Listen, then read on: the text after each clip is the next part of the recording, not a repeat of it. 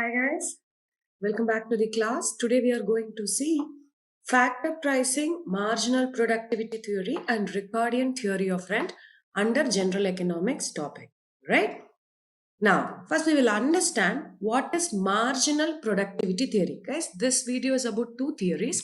One is MP theory, that is marginal productivity theory, and another one is rental theory, that is given by Ricardian. All right, now first we will concentrate on marginal productivity theory. All right, now what is meant by marginal productivity or where we will use it? Guys, marginal productivity, we will use it in factor pricing. Now, those don't know what is meant by factor, I'll just give a very brief introduction about it. Factor means factors of production. To produce anything, we need four factors of production. That is a very common factors we talk in economics. So there are very basic four factors of production. Factors means the components, or you can say that these are all required to produce something. On that we have land, labor, capital, and organization or entrepreneur, right? So these are all the very basic. Only this is we have machinery and all those things. No, guys, understand. This is the broader category of your factors which are required for your production. Under economics, when we talk about factors of production, means land, labor, capital, and organization. These are all required to do a production. All right. So now this marginal productivity theory, where we will apply, since it talks about productivity, it has a major role in fixing the prices for these factors. Guys, every factor has a own price. Say for example, land we will pay what? Rent we have to pay. And labor we have to pay them salaries. We have to pay them wages. For capital, capital means the money invested. For that, you need to pay interest. So these are all called factor pricing, cost, factor cost. What you are going to pay, what you are going to incur, how you are going to pay them, how much you are going to pay them. So that is called factor pricing. So this marginal productivity theory plays a role where? In fixation of your factor cost or factor pricing, right? First, it was advocated by a German economist, von Thon, in 1826. Then there were further developments, and it was made by Clark, Walras, Marshall, and many people. But the famous quiet, what we are going to study today is Ricardo. Ricardo has given various theories on this. So on that we have it on rent. Rent is for which one? Land. All right. So he has given a theory on rent. So that is what we are going to study in a later slide. All right. Now we'll go to the definition and meaning. We can understand what is it now. Now, according to this theory, under perfect competition, guys, what I'm doing here is, before explaining the exact meaning, I'm just introducing the various terms what we are going to use it. All right. So first you understood what is a factor, because if you are very new to the topic, or if you are very new to the terms, so please have some insight towards it. All right. So that is the reason I'm explaining here few terms which you may need to know. All right.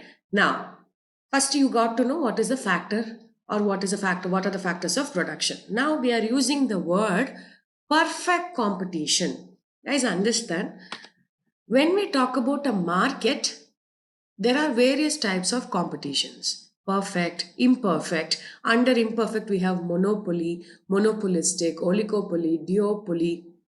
So many competitions we had. All right. So you would have come across this word popularly, like monopoly. Monopoly means single seller. There is no other seller. So it is called monopoly. Everybody would have come across that word, right? So that is under the imperfect competition. Though that is called as what? Imperfect competition. Then what is perfect competition? Perfect competition means there will be large number of sellers and large number of buyers.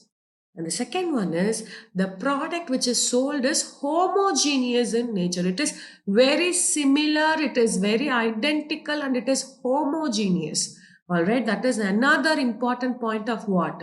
Perfect competition. Or the products supplied or the services supplied by the entire sellers will be the same. Yes, take tomato. Tomato, it will be supply. Everybody will supply the same tomatoes, red color, no small ball. It will be round size, or it can be, if it is a Bangalore tomato, it will be of different size, and if it is an Andhra tomato, it will be round. So everywhere it will be the same. If I sell tomato also, it will be same. You sell tomato also, it will be same. Correct. So when the product is sold by all the sellers, when it is homogeneous, we call that as a perfect competition. And another thing is the buyer will have perfect knowledge about what? Market. I know when I know, okay, tomatoes per kg is so much, here he's charging this much, there he's charging that much. So I can go and bargain for the price. So as a buyer, you have a better knowledge and you have a good knowledge about the market, all right? And you have good bargaining power. These are all the very important crux of perfect competition. There are so many other points, but please understand, perfect competition means what? There will be large number of buyers and there will be large number of sellers, and all the products are what? Homogeneous and identical in nature. It is homogeneous, identical, similar in nature, and the buyer will have a idea about the market. He has a knowledge about the market. So that type of situation is called perfect competition. All right. Now, this theory we will apply in which competition? Perfect competition. All right. So this theory will be under perfect competition only we are going to study. All right. Now, the price of services rendered by the factor of production is equal to its marginal productivity. Now you may have a doubt. Okay, so what the theory is telling actually, under perfect competition, the price of services rendered by a factor. Price of services rendered by a factor means what? Factor cost or factor price what you are going to pay them, all right, is equal to its marginal productivity. Factor, it can be anything, land, labor, capital, or whatever it is. Say for example, labor. Labor, what will we pay? We pay them wages. Correct. So that is what they are telling. The price of services rendered by a labor. Instead of using the word factor over there, I'm using the word labor just for your understanding. All right. The price of services rendered by a labor of production is equal to its marginal productivity. So now you understood the first part. Price of services rendered. So the whatever the price we are going to pay for the labor for what the services he provided in the production is equal to its what? Marginal productivity. So we understood the things, but what is marginal productivity? I think it may be new term you may come across. What is marginal productivity? Guys, understand. Margin means what? Little extra. Margin means what? Little extra. Correct. 1 inch extra margin, or I have kept a margin. I have kept a 2% margin. You would have heard all these things. So what is meant by margin? Over and above something. Correct. From the original over and above. So it is extra. So now understand, marginal production means, suppose if I have one employee and he can manufacture 10 units.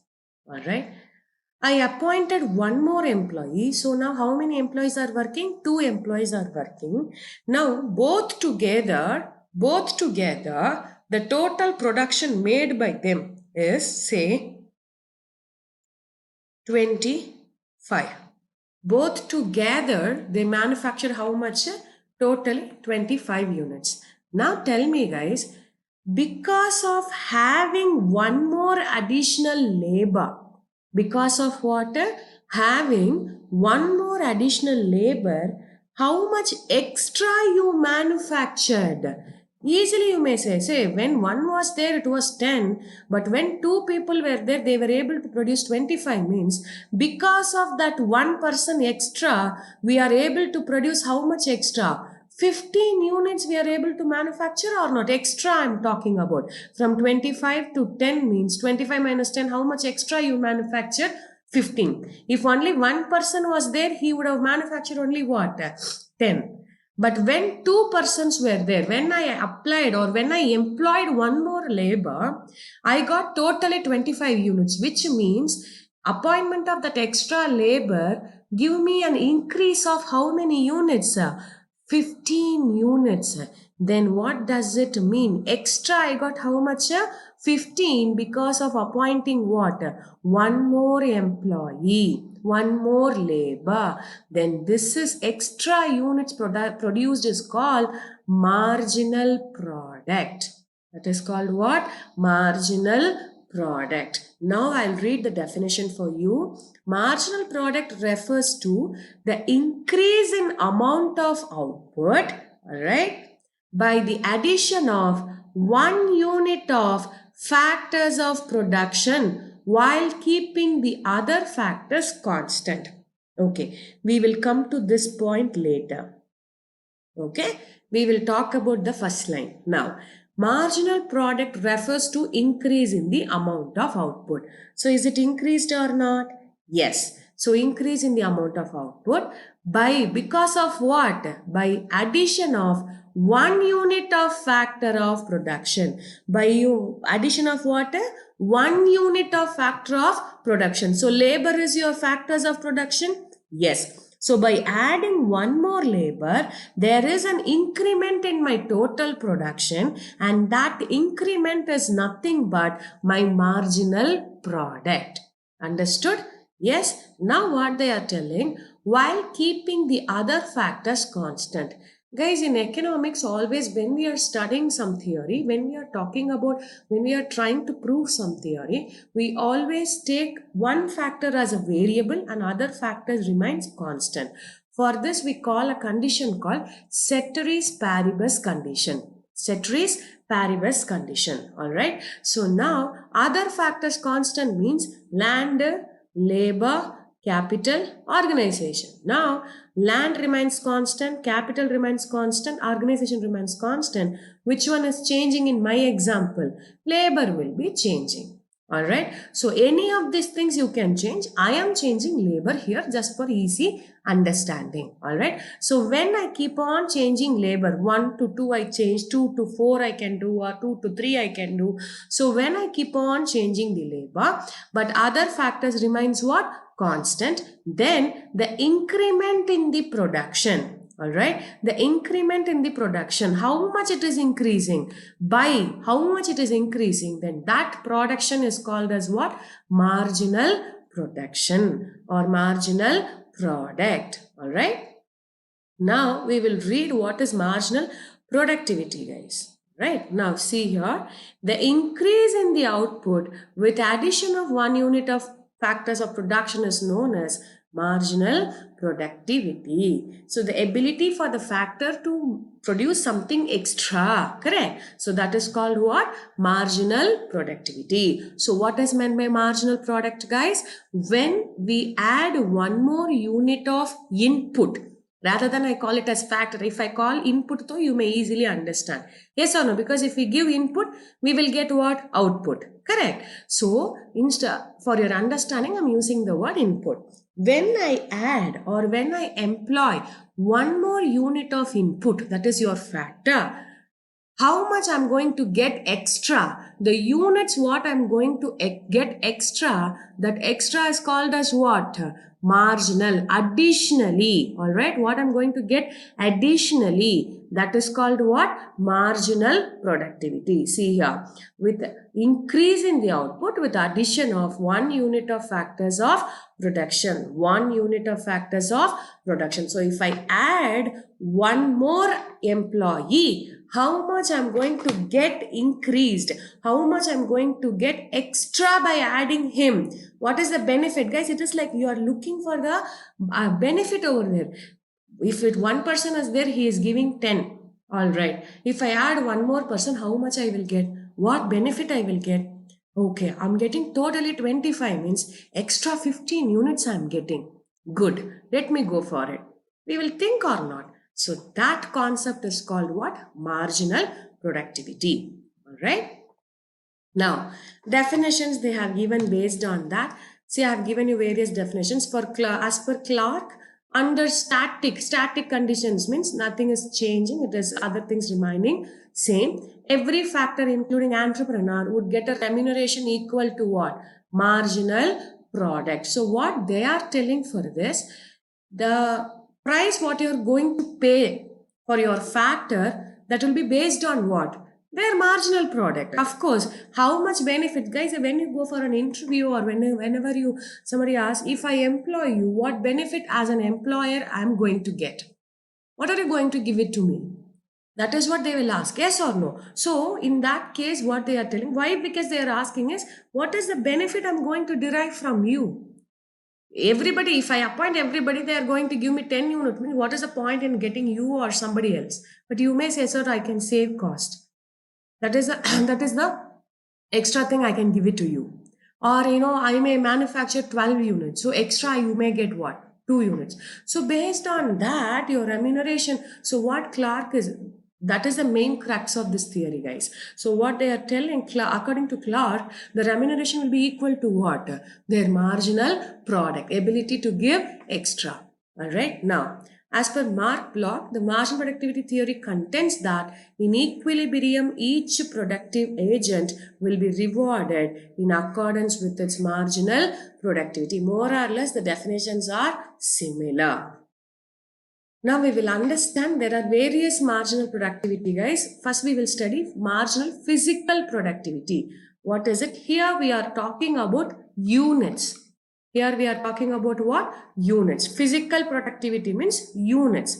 So see here, increase in output occurred due to increase in 1 unit of factors of production. That is called marginal physical productivity. This is what we studied in the definition also. And now, what is the formula? How will we find out? Total productivity, total physical productivity of n units of labor minus total physical productivity of n minus 1th of labor. What does it mean, guys? Simple. In my previous example, if you remember, this is labor, this is total production, and this is marginal production. I'm talking in units. Now, labor, when 1 labor was there, I'm able to get what? 10 units. When 2 labor was there, I'm able to get 25. Now, what is marginal productivity, guys? 25 minus 10, how much it is? 15. Correct. So, how I got 15? TP, total productivity of N minus TP N minus 1. That is 10. Rather than I use the formula TPP2 minus TPP1, I can say. So 25 minus 10, 15. This is easy for your understanding and this is a technical formula. N minus 1. All right, TPPN minus TPP. Yeah, you can say total product also or you can say total physical productivity. Here we are going to talk about what? Units. This is called marginal physical productivity. Next one, revenue productivity, marginal revenue.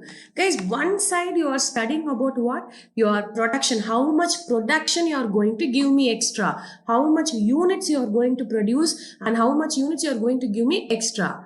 Now what you are going to study here is, because of that, how much revenue, additional revenue I am going to get.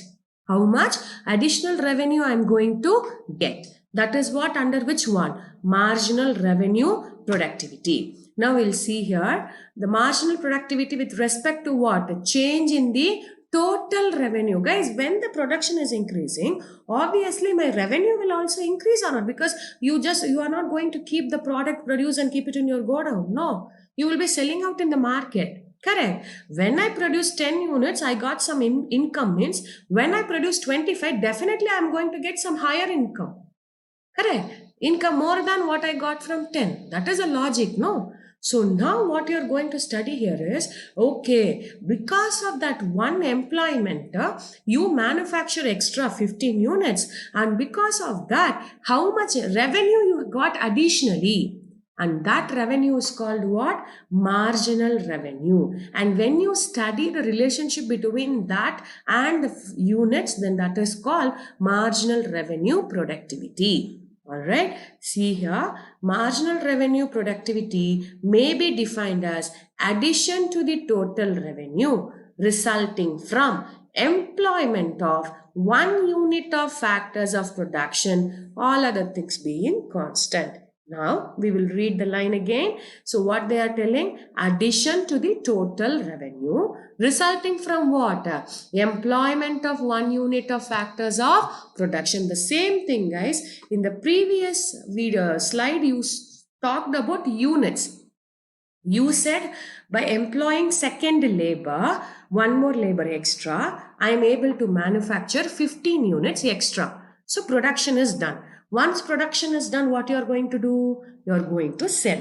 Correct. So when you are selling it, you are going to get revenue or not? Yes. So now my total revenue will increase or not?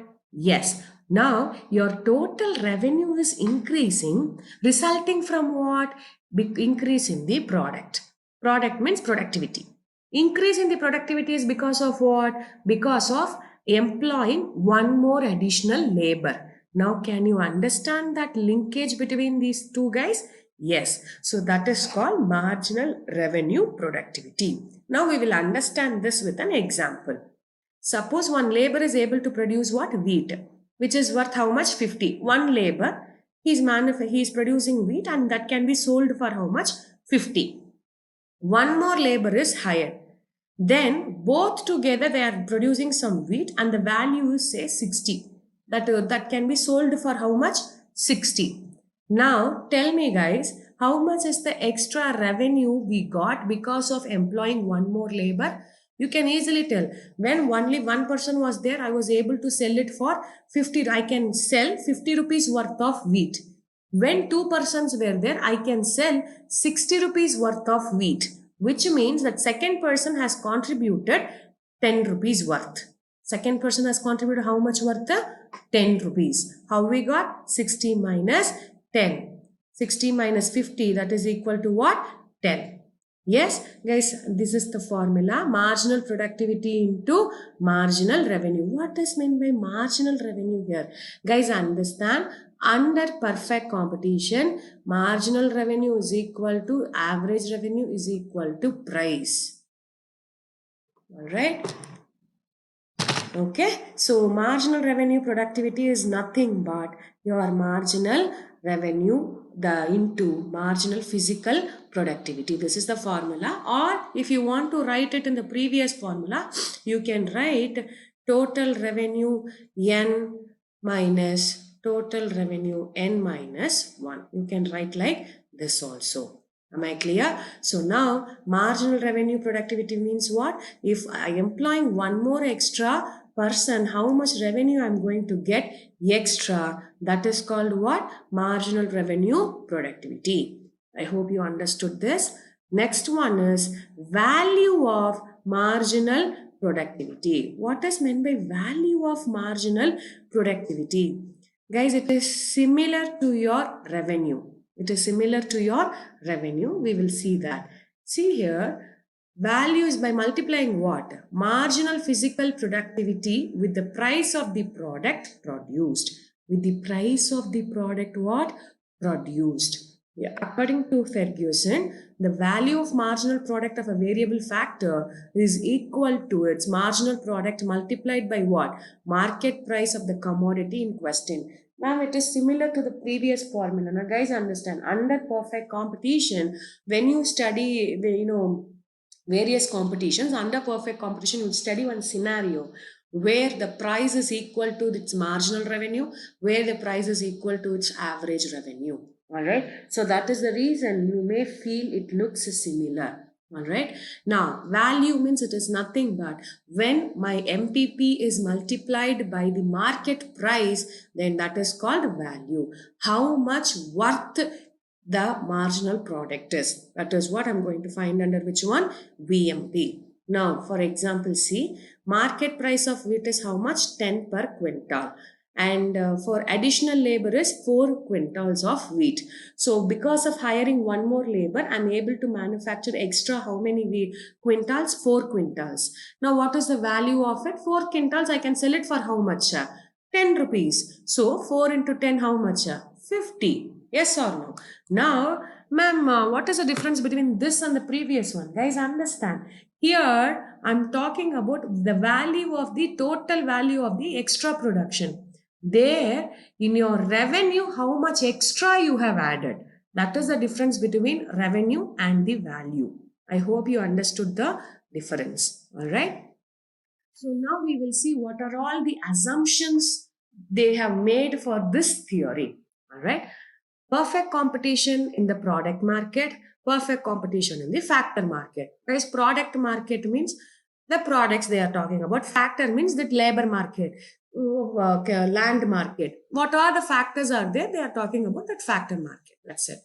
Homogeneity of factors, substitutability of factors. What does it mean? Homogeneity of factors means what?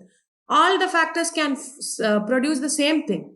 I also will produce the same, you also produce the same, the other person also will give the same level, everybody will give the same level. Even that land will also give the same level of production. Land in somewhere also give the same level of production. You may feel that no, how can that be possible, right? That is the assumption they have made, all right? So that is a limitation actually, but they have made this assumption. Homogeneity means everything is same, similar. Homogeneity of factors means the factors of production won't change anywhere. Every factors of production will give the same. Suppose if I take labor means labor 1, labor 2, labor 3, labor 4, labor 5. All the labors will give same level of output or same level of, not output, I can say quality I may say, or efficiency I may say. All right. Substitutability means you can easily substitute for one factor for the other. Divisible means you can split, you can divide the factors of production easily.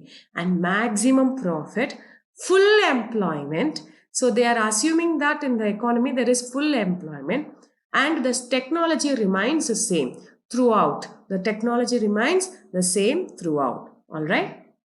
Now, is it possible, guys? Definitely no. So unrealistic assumption. Homogeneity is not at all possible. All right. And you are telling perfect competition, that is nowhere.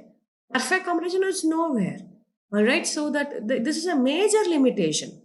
All right. And they are telling you can measure it perfectly, keeping other scenarios constant. It is not so. Technology will keep on changing. It can't be the same. Factors will keep on changing. Other factors, it has to change. I can't keep it constant. So it is very difficult in measuring the, because of this, how much increment, that measurement is not possible. It is very difficult for us to do that. Okay, because of labor alone, this much is the increment. To find out that, it is very difficult because in real scenario, we can't make other things constant, other factors constant. No, we can't make that. All right. So very unrealistic assumptions, and it is difficult in measurement. These are the limitations of which theory? This marginal productivity theory. Now we are moving on ahead with Ricardian theory of rent. So far you understood which one? Marginal productivity theory. Now we are going forward. Ricardian theory of rent. Ricardian means he's a David Ricardo. He is a economist. He is a professor. And what happened? He gave this theory. So that's why it is called as Ricardian theory of rent. So now what is the crux of it? We will understand first. We will study about the introduction, then we will go on to the theory, guys. Now what they believed is, for land, what we will pay? Rent. Land means what you will pay? Rent only. No, rent is the cost for that, right? You will pay rent to the landlord. Correct? For what purpose? For using their land, you may pay the rent. Okay? Now, so this is the theory. It was given by whom? David Ricardo, and in his book Principles of Political Economy and Taxation. All right. Now we will see that. So he said rent is paid to the landlord for using the land. But what he is telling, we are paying the rent for what purpose? For what purpose means we are paying it because we are using the land ka power, the land ka fertility, the land ka, quality. All right. Guys, each land has its, own quality, own fertility, right? Now, why we are talking about fertility? Guys, these theories are given in that point of time. So land is used for, production. So some land may give good production, some land may not give that production. All right. So we hear what he is telling, Ricardo is telling, we are paying the rent to the land, agreed. But for what we are paying? We are paying for what? For using the land ka fertility, for using the land ka power, that is soil. It has indestructible power. Indestructible, nobody can destruct a land, correct? So that is what he's telling. For that indestructible power, we are paying the rent. All right. So what does it mean here, guys? Which means the land with good fertile will have a good rent. Yes or no? That is what we can make it. We will study that in later slides now. So far you got that point now, right? So the rent is the payment made to the landlord for water, fertility of the piece of soil of land. That is what he assumed, right? Here, before going on to it, he divided the rental into two parts. Not two parts, I can say two kinds. One is economic rent, or you can call it as pure or real rent. Next one is gross or whole rent. What here we are going to talk about this one only. All right. So what does it mean? This is what you are going to pay the rental for the fertility of the land, that nature's gift or nature's power, that is called economic pure or real rent. Then gross or whole rent means, suppose the landlord has spent something, has invested something to make his land fertile or to make sure the land is workable. Then he will charge you extra for that because he has invested, right? So then that is called what? Gross or whole rent. But in this theory, we are going to talk about the first one, economic or pure or real rent. Come, we'll go to the theory. So these are all the assumptions he made. Guys, for any theory in economics, we have assumptions, all right? Because without assuming certain scenarios, we cannot propose any theory, all right? Now we'll see what are the assumptions. Ricardo said only one factor of what? Production, only one factor of production, that is land. You may feel by this time, why only one? How can that be possible? Guys, please understand, that is the assumption he made. All right. So it is only one factor of production. Next, rent accrues due to what? Fertility of the soil, which is original and indestructible. And next, this point is self-explanatory. So second assumption, what is making? The rent, whatever we are going to pay, that is for what purpose? Based on what purpose? Fertility of the soil. Land is the gift of nature. Yes, we know it is from Mother Nature. We know. And its supply is fixed. We can't increase the land supply. If I want to extra land, can we do it? No, this is if India is for this square kilometers, means only that square kilometers. We can't give it, we can't take anything extra, we can't get anything extra, right? So land is a gift from nature and it is fixed. Now, he assumed that land can be used to produce only corn. Guys, understand, during that period, they were talking about this, all right? And it has no alternative use.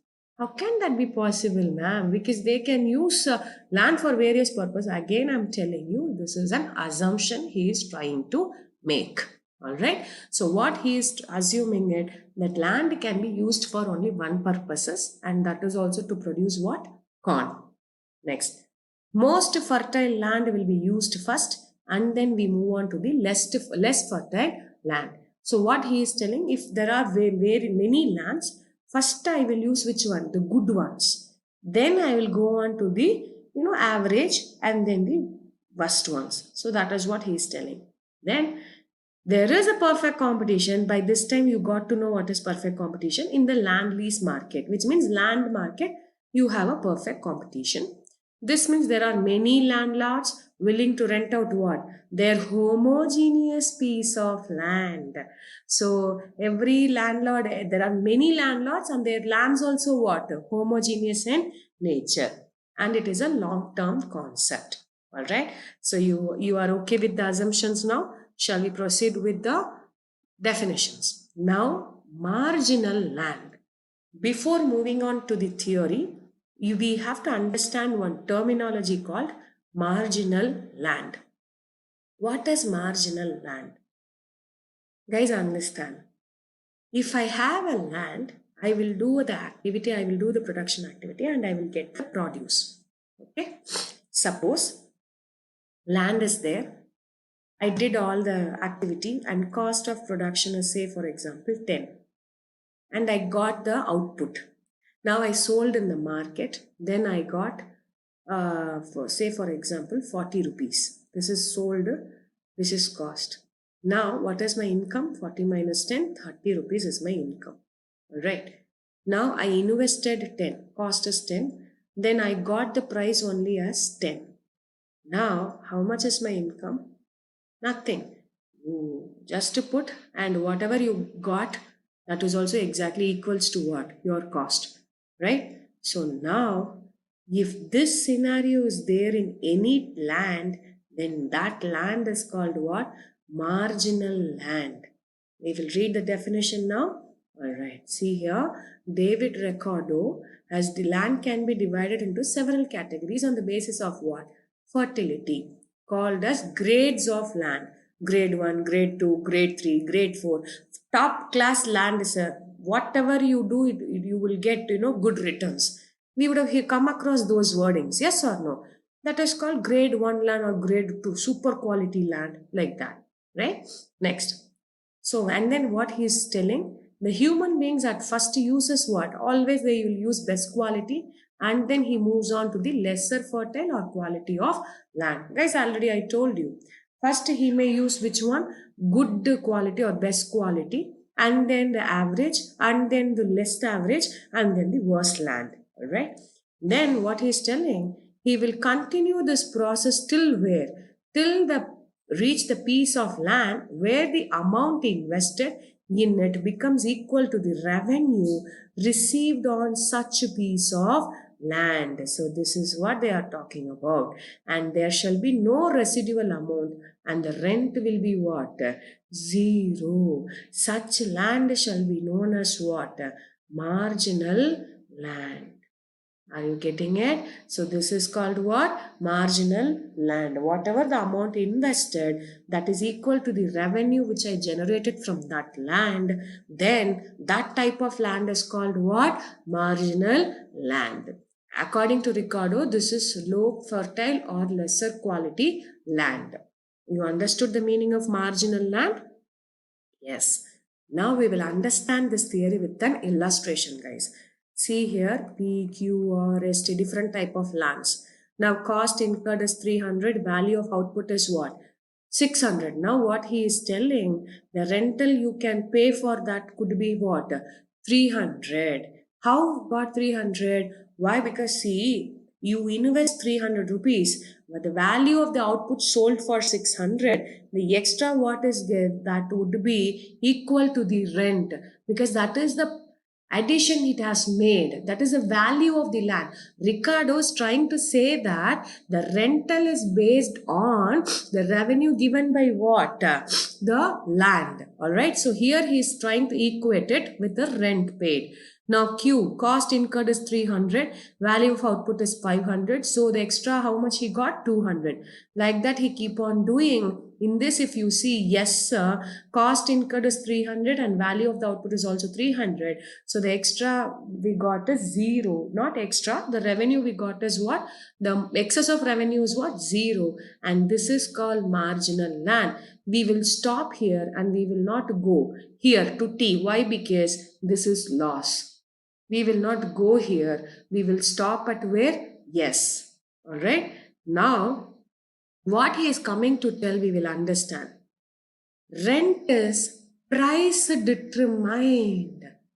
What does it mean? What does it mean, guys? Guys, understand.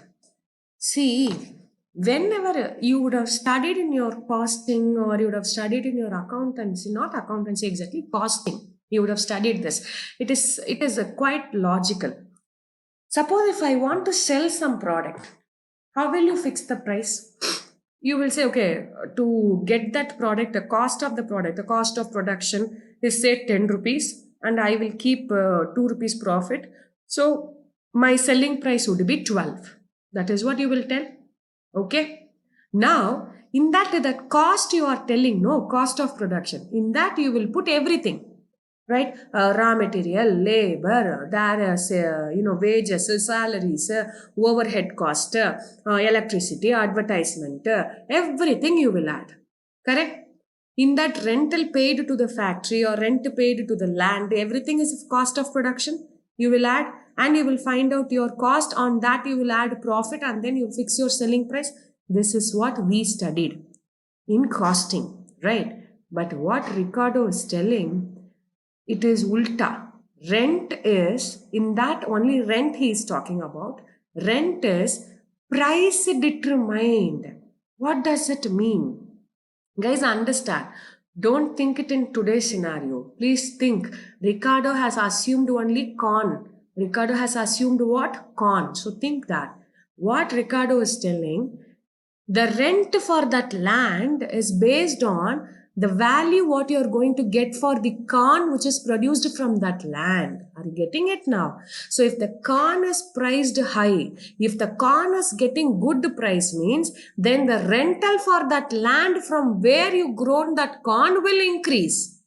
Are you getting it? Yes. So that is what Ricardo is trying to tell here. So I'll read the line again for you. Rent is price determined. That is, it is determined by the price of the grains produced in the land. All right, see here. The rent is high because the price is high. Understand, guys, what he is trying to tell here is, when corn is sold for 500 rupees, now what they will say, hey, from my land you manufactured that, you produced that corn and you sold it for 500, you made a good amount of profit, right? So I will increase the rent. That is what landlord will say, because my land is able to give you that corn. Are you getting it? And that corn is having a good price in the market. Suppose that corn is not having any market. Corn is not having any price. Now what will happen? Whatever the corn I grown from this land, I'm not getting any price for it. So obviously you will not pay rental to the landlord. You will say, no, your land does not have anything. Yes or no? Correct. So that is what Ricardo is trying to tell over here. So now what he is telling, Ricardo came to the conclusion that rent will not enter the price because there are some no rent or marginal lands also. So what does it mean? Did not enter price means, guys, understand, cost price plus profit is equal to sale price. No, in that cost, rent will not enter. That is what Ricardo is trying to say. Why? How he is proving means, understand, when the productivity doesn't have a value, in your previous example, corn doesn't have any value means, you will say, I produced a corn from your land, nothing, it doesn't have any value. I'm not going to pay rental. I'm not going to pay rental. All right. So now what is happening over there? It is called no rent or marginal lands, because I'm not getting anything out of your land. It is equal to the cost what I did. Right. So now what he's trying to say, rent is determined by the output ka price, and not rent is determining the price of output. So there are difference, guys, understand. Rent is determined by price of the output. Determined by what? Price of the output. So rent is not added in the price of the output. That is what Ricardo is trying to tell. Alright. Why? Because even no rent land gets a price. As the produce of no rent land also gets a price. So he argued that rent will not enter the price. So here in the cost of production, rent won't be forming part of it. That is what he is trying to say. Alright. Now we'll see the limitation.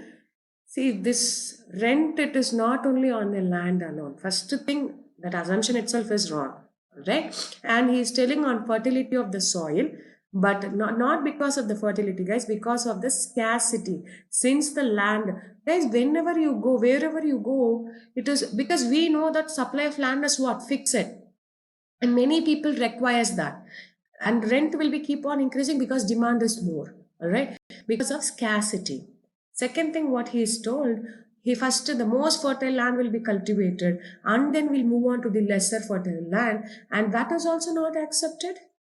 That is also not accepted. Everything will be, cultivated, and whichever is close to us, we will cultivate first.